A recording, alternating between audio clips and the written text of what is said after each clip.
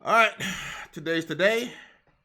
The time is when you're watching this, and this is an Awaken Chaos Era video. All right, let's go. Shout out to the comment section. A day, Adi, is it Adi or Ade? Adi, Keith, Tolliver, James Tolliver. There was pointing out that the fact that in the Akube video that Blackhorn was able to do random stat down. So I did some investigative work today, and we're gonna go over Akube's skill, what it is, and what it actually means. So this is your in-depth, no more questions after this guide to excuse me, Akube. I guess there's gonna be some questions after this, huh? Either way, let's get it going. The question in mind is, what the crap is demonic flora and what it does? Demonic flora inflict an additional random stat down for 2 turns to the target of any ally's negative effect. What it should say is, demonic flora inflict random stats if your allies are able to inflict debuffs. So, or it should say demonic flora inflict an additional random stat down when ally cast debuff spell. Something along that line, because it only works on allies that is able to cast a debuff, whether it's negative, whether it's poison, bleed, attack down, silence. I don't care what it is. If it's a negative effect, if it's a debuff, that's the only time demonic flora will ever be triggered. So everybody got it? Is that answered? We're going to put that nail in the coffin. We got it. It automatically triggers when only the enemy. So when you saw in the last video, Santos is able to do it because she applied poison. Blackhorn is able to do it because he applies attack down on his skill 1. That's why they're able to do the random stat down. And it can be done 2 times per round. So Santos could do it, then Blackhorn could do it, and then it's good to go. Curse set does not trigger the ability. So that once again, we are going into all questions asked. Curse set does not trigger this ability, and we're going to go through that and look at it again. If it's ascended, you could do it 3 times per round. That means that you need 3 monsters that could be able to apply that, and you're not going to, because if you're using Zatlux to clear, it's just not going to happen. Here's the problem with this skill right here. When you read this right here, what should be in bold, red letter also, is the word target. So the way the game is coded, for those who don't know this, brand new to you, because it was brand new to me. The way the game is coded is area of effect, AoE, any skill that you see that says deal damage to all enemies, right, have a inherent flaw. They all have an inherent flaw. This is Santos. Santa's skill says deal 110% damage to all enemies and apply poison. So you're thinking with demonic flora, she is able to apply random stat down on all enemies, right? The problem is the word target. For the word target right here is the problem. For Santos or any AoE damage dealer in this game, to do AoE, it first has to target one of the unit. I think Dan Harmon did a video when he was doing the Avarice set, and he was trying to do a comparison, and you saw that in this video that when it comes to AoE, the first initial attack will actually go, but the other units, although they're getting attacked, their attack is a lot weaker than that first initial attack because it applies most stats. That's what I got from the video. I might be wrong. Don't shoot me, Dan.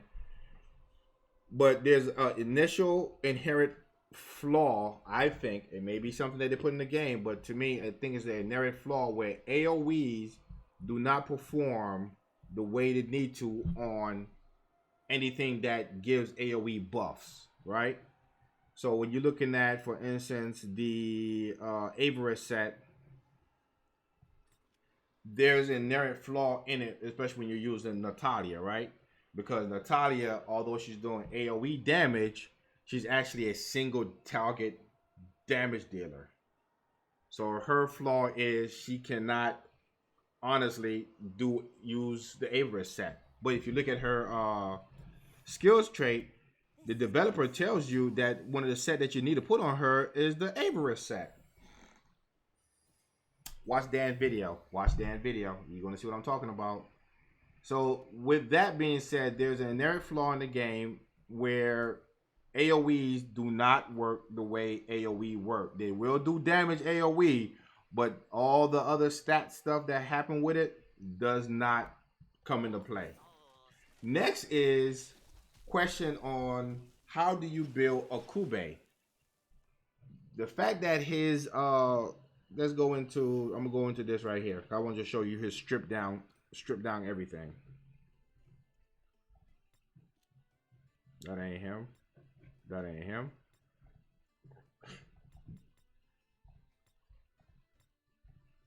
This is him. If you see his basic stuff, right? His attack is at level 60, 859. He doesn't have a great attack. His defense is not a great defense. And for him to do what you need, this dude do not stop gyrating around my face. His speed is decent. His speed is good, especially lift out. And his attack is not the greatest in the universe, right? It's not the greatest. But the problem with building him tanky is this. Once again, we just answering all questions. Just look at the video. We're going back and forth. Only death.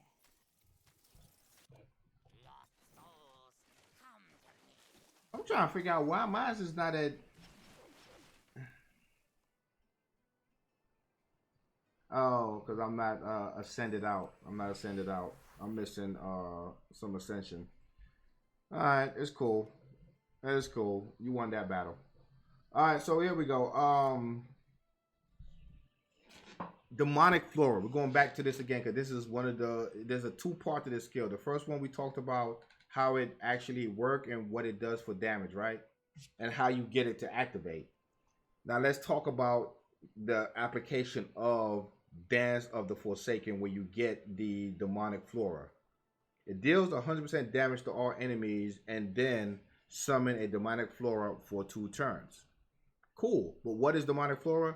It inflicts bleed, ignite, or poison to all enemies for 2 turns. So for those out there who don't know, bleed is based on your attack, but the damage is calculated after the boss takes the turn, just like poison. After the boss or the enemy or PvP, wherever you're fighting, takes a turn, then bleed is is now calculated. Ignite is done before the turn. So ignite happens once the turn starts. So before they take their turn, whatever ignite is on them, they take damage automatically. And poison, once again, happens after the enemy takes a turn. Bleed and ignite is based on your attack. Poison is based on their HP. Got it? Good. So when you build him, a lot of people are looking at this and say, I need to build him tanky because we're just looking to put a lot of debuff on units and go there, right? But knowing what I just said, the question is, what's the point of building him tanky when you can't do any effective damage with your bleed or your ignite? So the way I built mines, I'm going to re-rune him. Eventually, I'm just farming right now. But for now, I built him with, let's go into it, attack on his neck with health. That way he gets some health. I wish this was crit rate, but it's not. But attack, health, focus. Oh, my French toast is ready. On his hand, we got some health, we got some crit rate, and we got some precision so he can land his attack. Some might want to put HP here. Some might want to put defense here. I want to attack because I want that bleed and I want that damn ignite to actually be effective. And in his boots, I still went with that attack again with some speed, crit rate again, health, and defense. When it comes to his weapon, you're going to see the theme with me. I go with crit rate, focus, because we needed to land, health, defense. We ain't put no attack on that one. We should have, right? When it comes to his health is there. We got some attack. We got some focus. We need to land that, and we need to make sure his attack takes hold on what he needs to take hold on. And right here is one of the most glorious runes that I guarantee you guys is like, I wish I could do this. Look at this right here. 16 crit rate, 22 attack, 16 crit. It shouldn't be on no dang gone Akube. It should be on one of my great damage dealers. This should be on a great damage dealer. It should be. It shouldn't be on no Akube. But I could put it on there. So I did. So as you can see, a lot of my stat revolved around more so attack than HP, because he had an A in HP, which means that his HP was already good to begin with. So I wasn't really concerned about it. If need be, I could plus up one of the attacks to one of the HP and still be effective, but I'm trying to break that 3,000, 4,000 mark. And that's going to be an end game rune stat that need to be happening, right? His speed probably don't need to be that high, but I'm speed tuned right now for him to go right after my Zatlux. Because the way I run him in the Queen of Tide after Zatlux. This is my Zatlux. I could make my Zatlux over 4,000. And the funny thing is, if I take all the runes that's on my Akube and put it on Zatlux, this will be almost 5,000. It'd be 4,000 something, 700. I can still get this over to 4,300 because, as you can see, when it comes to gear, my boost, which is attack, is not skilled out, and I still have a glyph attack that's out there also.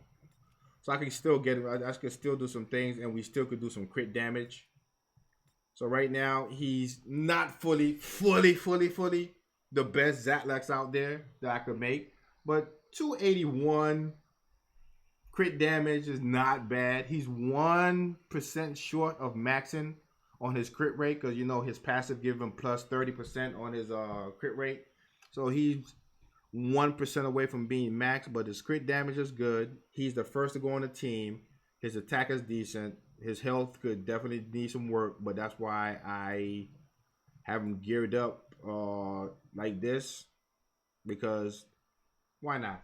Why not, right? Why not? What is this? Crit damage? You know it's going to be crit damage. Then, so Zatlux, then Akube, followed by Santes. My Santes is on Curse.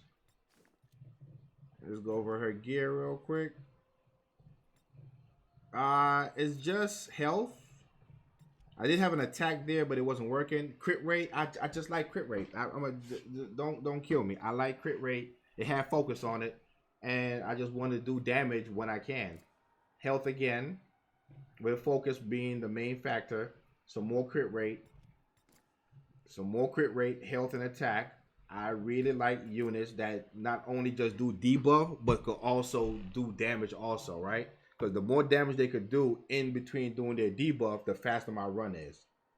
I just don't like throwing HP on units and call it a day without them having the ability to do some kind of damage. So as you can see, she has crit rate, attack, and focus. I guarantee you will probably have more HP in this right here, but it is what it is. And over here we have 21 in health, 16 in focus, only a measly 6 in crit rate. And we didn't care too much for the attack. We could have traded that out for anything else, and I would have been happy. But it is what it is. And then, the last but not least, we need a healer. And my healer is Blackhorn. Your healer could be whatever you want. I built Blackhorn. When it comes to this game, the question is, how many healers do you want to build? That's a tough question, right? How many healers do you really want to build? I'm not going to sit here and build every single healer. I'm not. That's a lot of glyphs and resource. I don't even think this dude is still missing some HP right here, some defense. He's not getting attacked no time soon. I can tell you that right now. And his rune is he's built to go last. He's built to go last, and you're gonna be mad because my gear set says HP, but look at the crit rate. I'm a crit rate HP kind of guy. I'm a crit rate guy. Look at this, 17 crit rate. I know.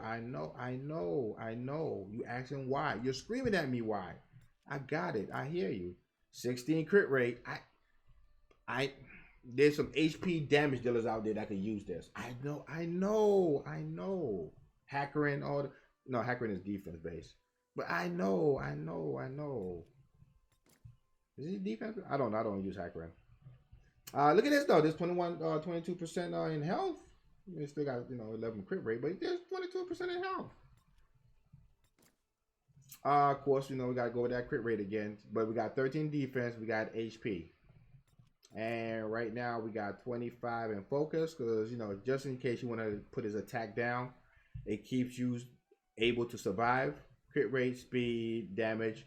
If you can try to get some instead of crit damage, if you could get some HP in this, that would be a lot more beneficial than anything else. So let's take it to a run. So we know what Akube could do. How is he in the dungeon? You saw the last video I did, and he did pretty decent. I redid everything. I was just trying out different spells to see can I make it better.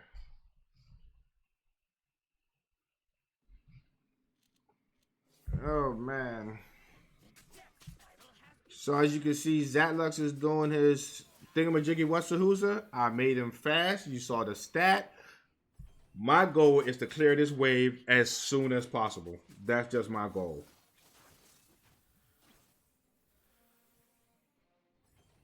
We're targeting the right minion. There's a buff that a nerf that came out to where his HP is not as high no more, so it's easy to kill him.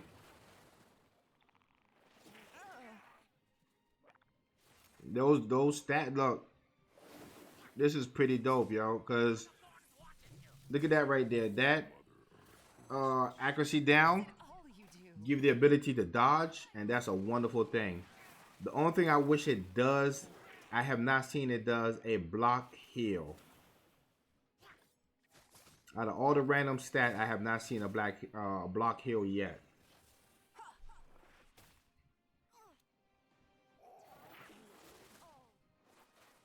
That's it. All right, so as you can see, everybody's gonna do random stat down. I like to get this first boss kill before he gets to turn 7. So round 7 is coming up. So before round 7 happen, I would like for him to die.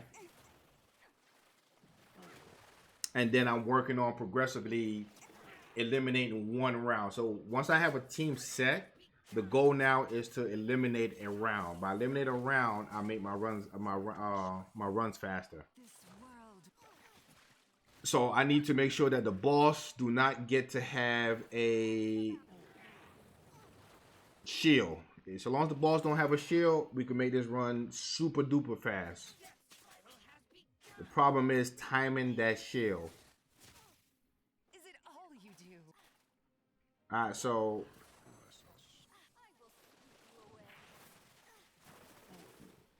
we don't have it, so the shield is coming up. The shield is coming up. There we go. It's gonna be gone quick, fast, in a hurry, but we didn't want it because for every little bit counts. See, it is one turn too late. It's one turn too late. So we got to figure it out how we make it to where it's no longer one turn too late. And I'm thinking it doesn't. And here's a problem with this. I don't think that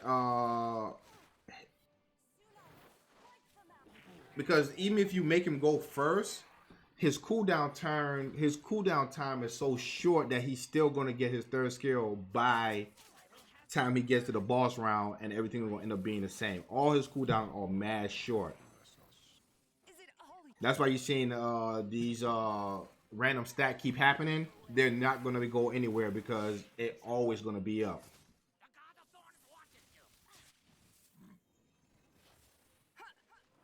All right, so round 14 is before round 14. So we're on round 13. Round 14, everybody should die.